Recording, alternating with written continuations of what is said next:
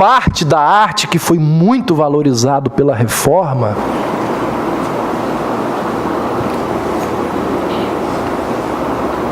a arquitetura anterior à Reforma era o chamado gótico.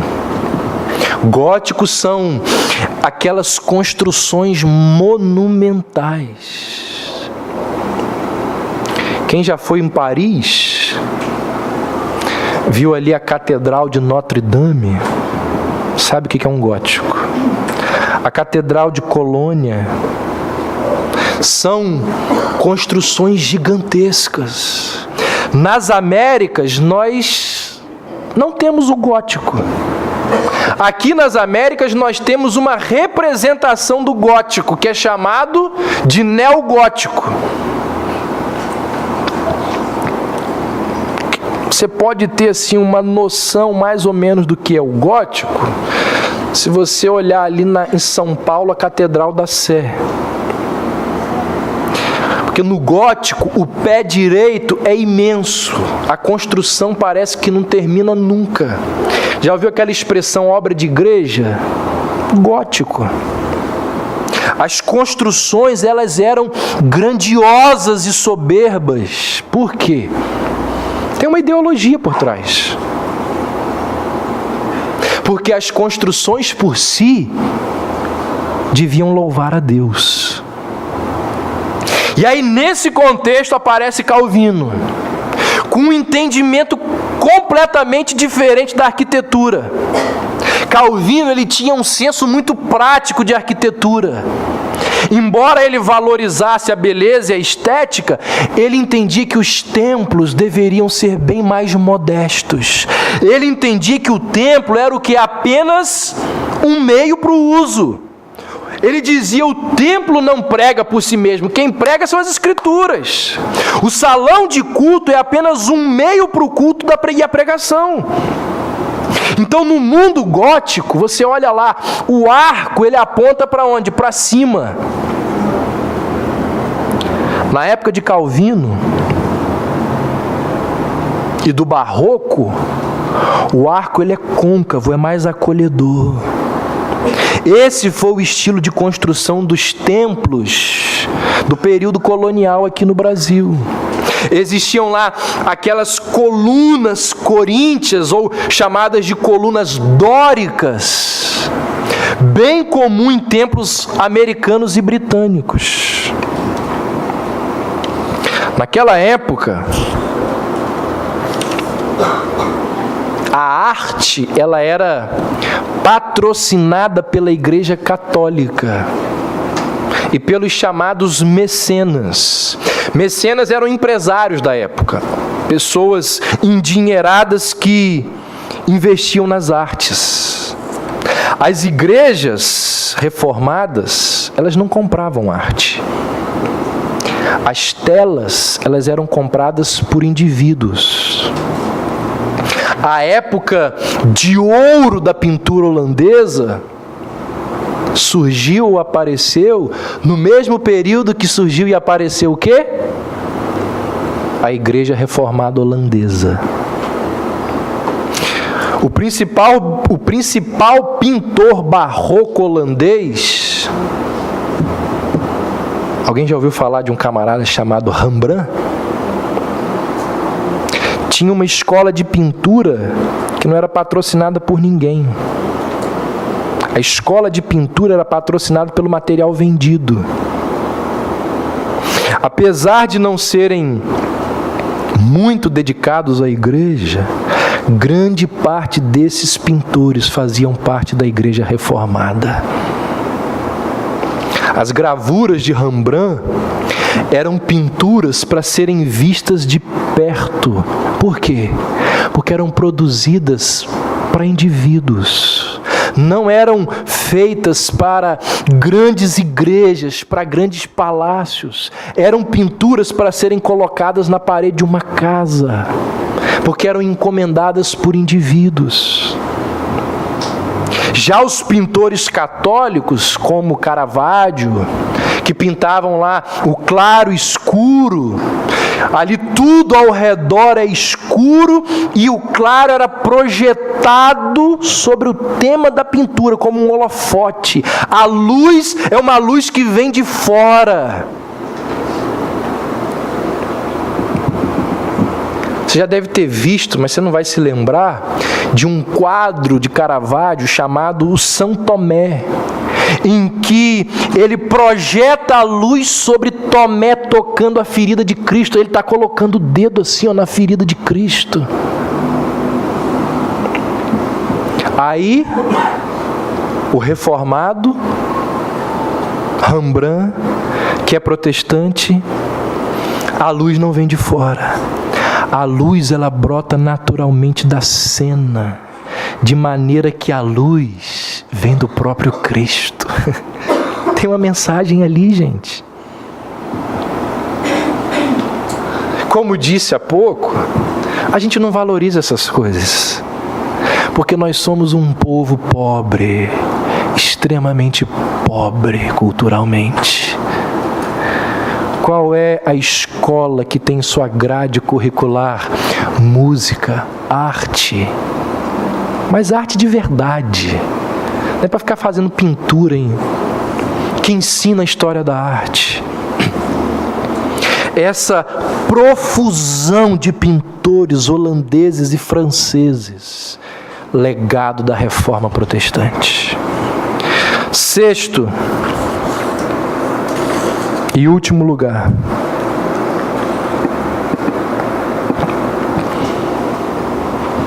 a Reforma, ela enfatizou a necessidade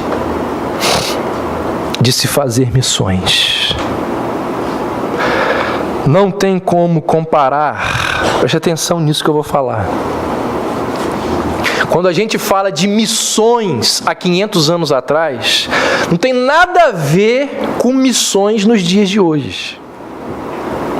Não tem como você comparar as missões modernas com o que eram as missões na época da Reforma.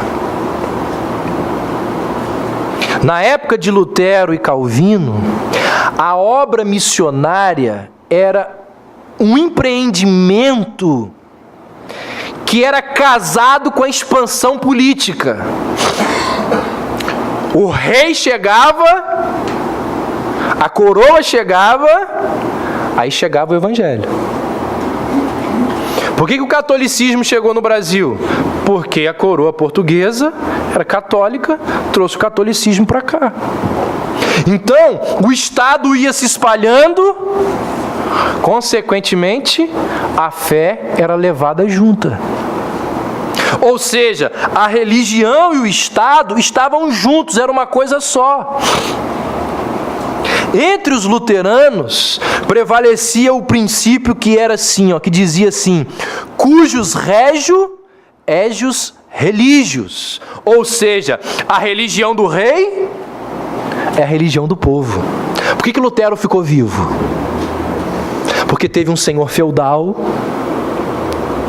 instrumento de Deus, um camarada chamado de Frederico. Quando Lutero está saindo da dieta de Worms, ele vai lá e sequestra Lutero. Lutero fica 2 anos escondido lá no feudo desse homem. Ninguém entrava ali porque ele era dono da terra. E ele transforma a religião de Lutero na religião do seu feudo. E é assim que a reforma vai se espalhando.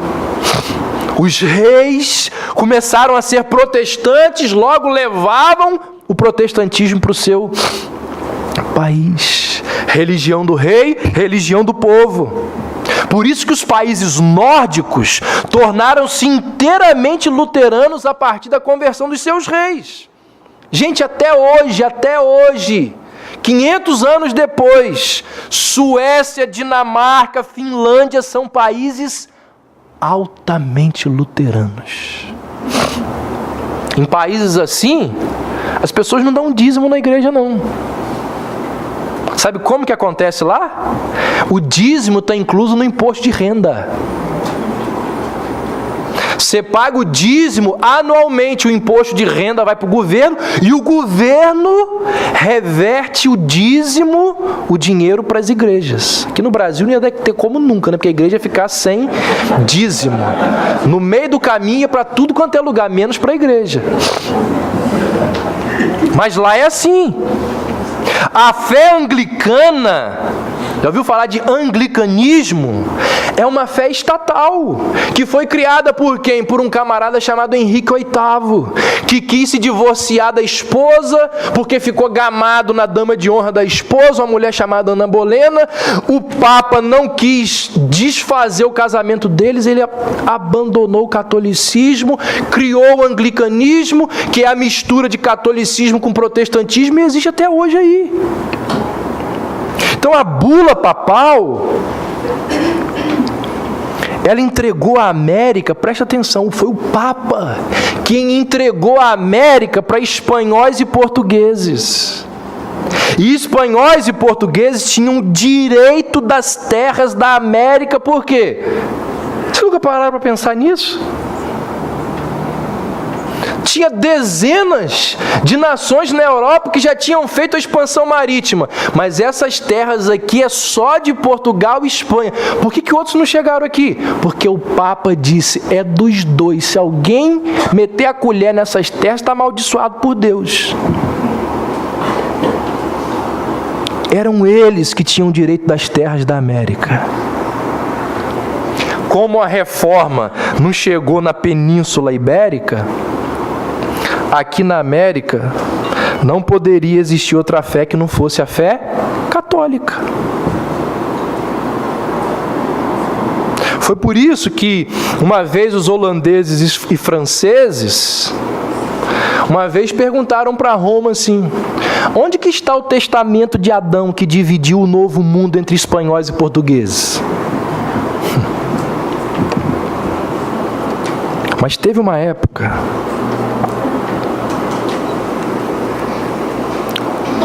em que os franceses chegaram no Rio de Janeiro, na Baía da Guanabara. E esse período da história é chamado de França Antártida.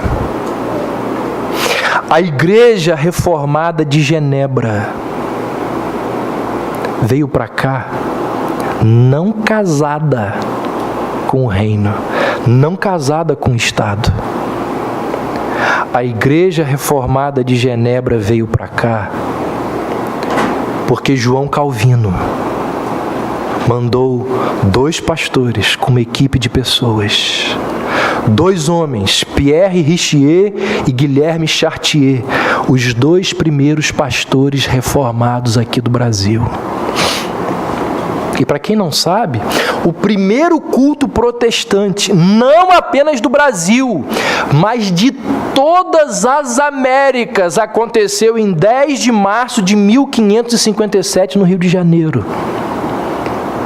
E os calvinistas, eles foram expulsos, sendo que 3 deles foram estrangulados e lançados no mar em 9 de fevereiro de 1558. Mais tarde, um deles foi enforcado e cessou-se de vez o empreendimento francês no Rio de Janeiro. Tempos depois, lá no Nordeste, existiu uma influência reformada de holandeses. Há pouco tempo eu tive o privilégio de ir ali em Recife. E ali existem igrejas que foram construídas pelos reformados. Os reformados holandeses trouxeram órgãos, pastores, ensinaram gramática, evangelizaram os índios, ensinaram, obviamente, música. O dique de Recife, tão famoso, foi feito pelos reformados.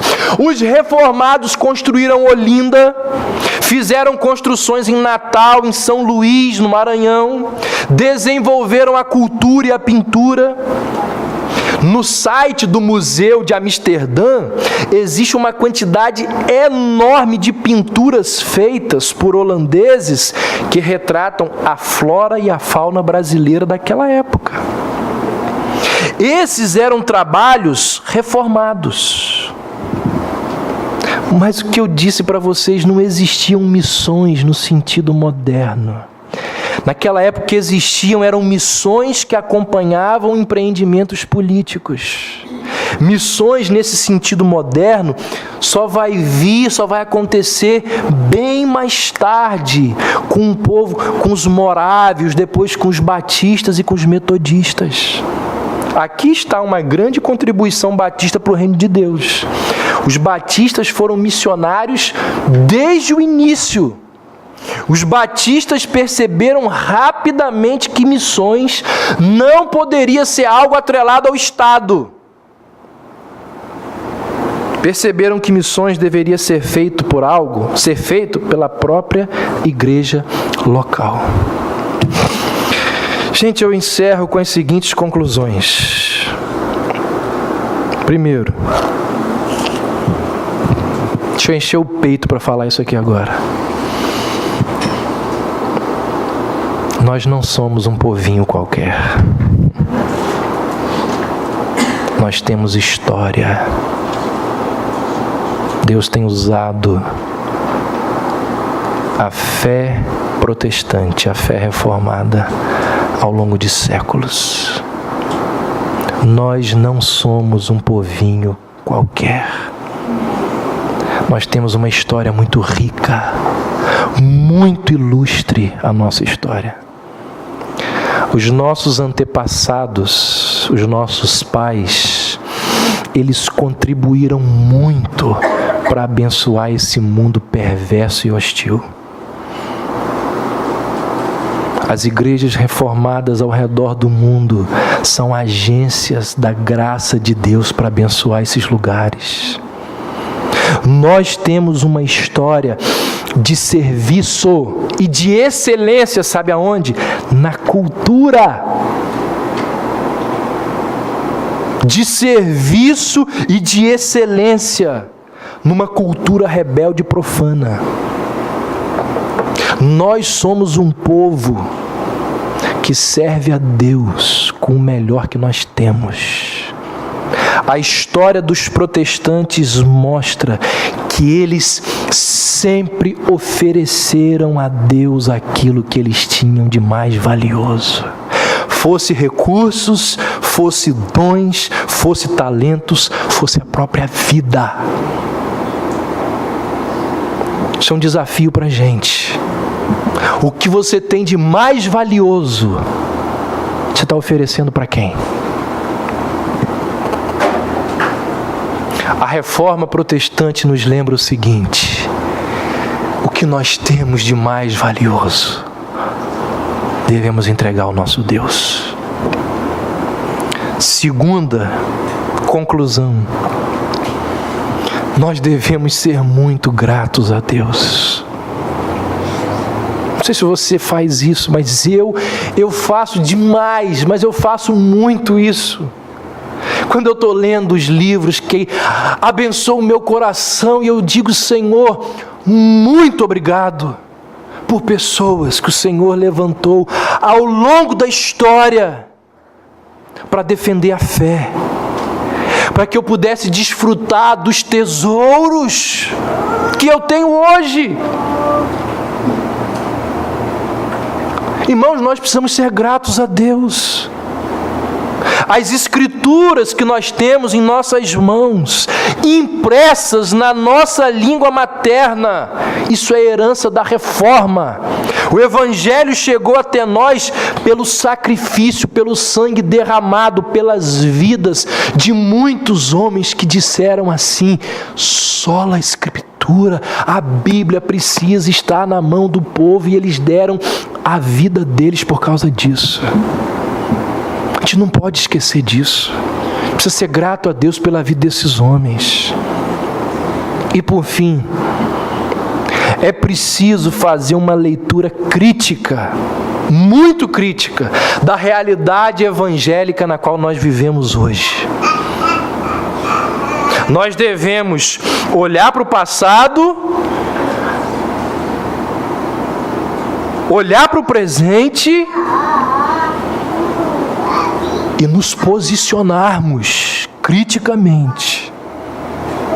Porque existem nos dias de hoje vários movimentos de empobrecimento, de banalização, de ridicularização da excelência que chegou até nós por causa desses homens.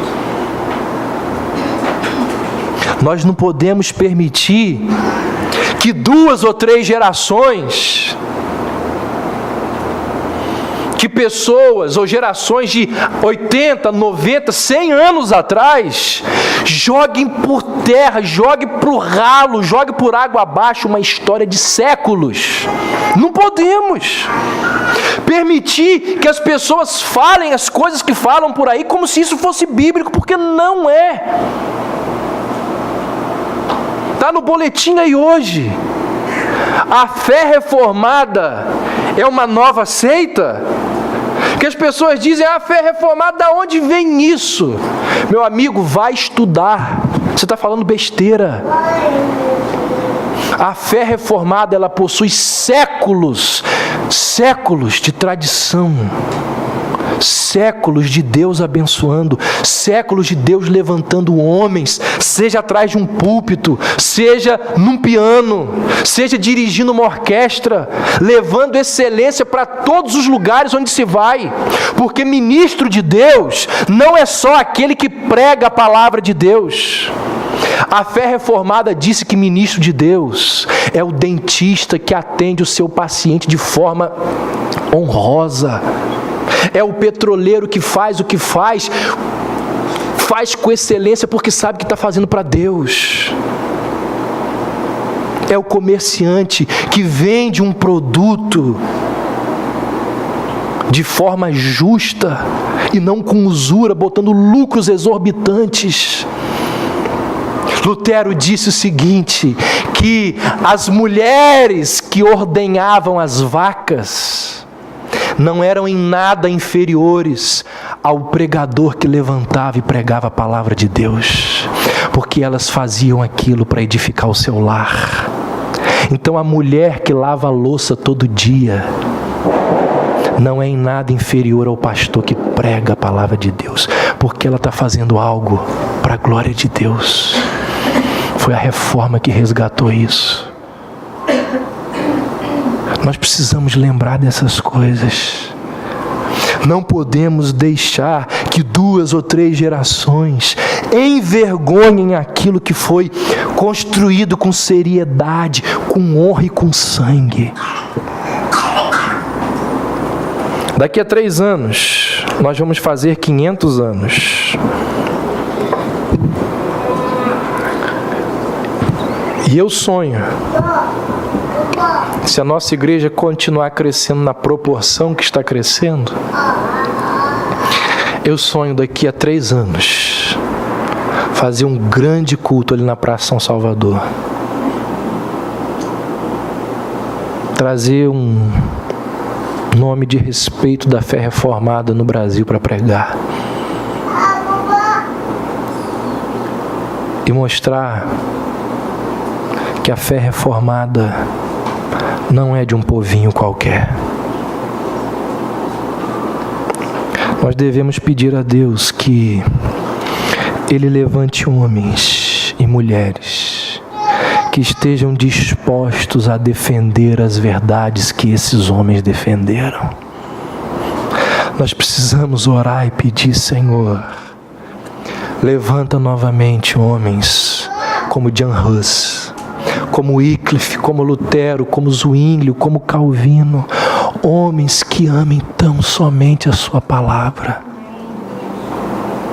Jonathan Edwards, um dos maiores teólogos da Reforma, mas gerações posteriores, ele disse assim: dê-me 100 homens ou mulheres que nada temam senão o pecado, que outra coisa não queiram senão Deus, e não importa se leigos ou clérigos, juntos nós destronaremos Satanás e implantaremos o reino de Deus na terra. Se nós tivermos homens e mulheres comprometidos com as Escrituras, que amem, que vivam, que conheçam, que preguem as Escrituras.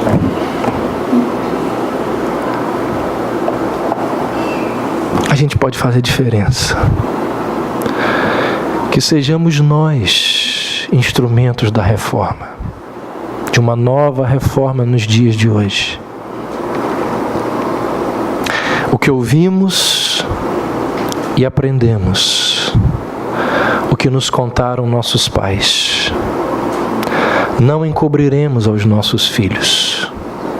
Contaremos às vindouras gerações os louvores do Senhor, o seu poder e as maravilhas que fez. Amém.